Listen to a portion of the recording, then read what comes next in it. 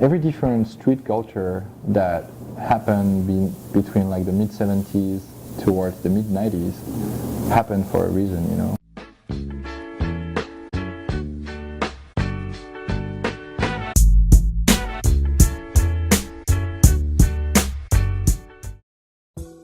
My name is Gorey. I was born and raised in Paris, France, and I've been living in New York for 8 years. I'm an illustrator, I'm a fashion designer, I do graphic design, I do pretty much everything that you can do with your hands. I came in New York City the first time in 2000, visited a friend. I really was attracted to the city. The main reason was my practice of graffiti. In New York, I feel like everything is fine and everybody's polite. It's more in their favor to be a gentleman than to be a thug all the time, you know? But when shit gets real in New York, and it gets serious really, really quick. Meanwhile, in Paris, it's more like a minute-by-minute aggressivity that you have to confront yourself with, where people are going to ask you for a cigarette and you're going to take your pack of cigarettes out and they're going to steal the entire pack. And it can be stressful at times. Like I have really good friends in New York that go to Paris a lot to write graffiti because it's graffiti heaven for them.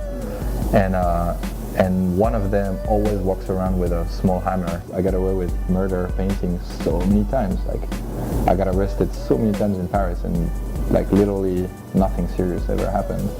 I got a pretty harsh sentence when I was 17. It was just like almost like bad luck, you know.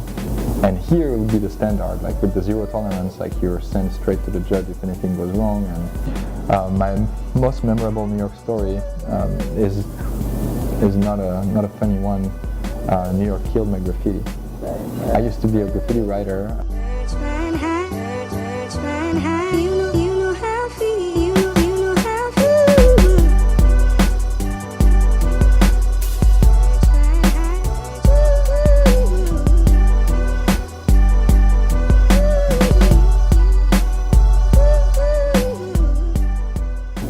If you're getting everything clean cut, clinic, bleached, buffed and straightened with beautiful modern buildings all over the place and surveillance cameras and security and triple check and all that, you know, like you're gonna lose a whole lot of that area where bored kids at first were just like being creative with, you know, is just gonna disappear. And graffiti has been completely changed in the way people do it, you know, like now it's almost like industrial graffiti, where when you do it like 24/7 and real hard.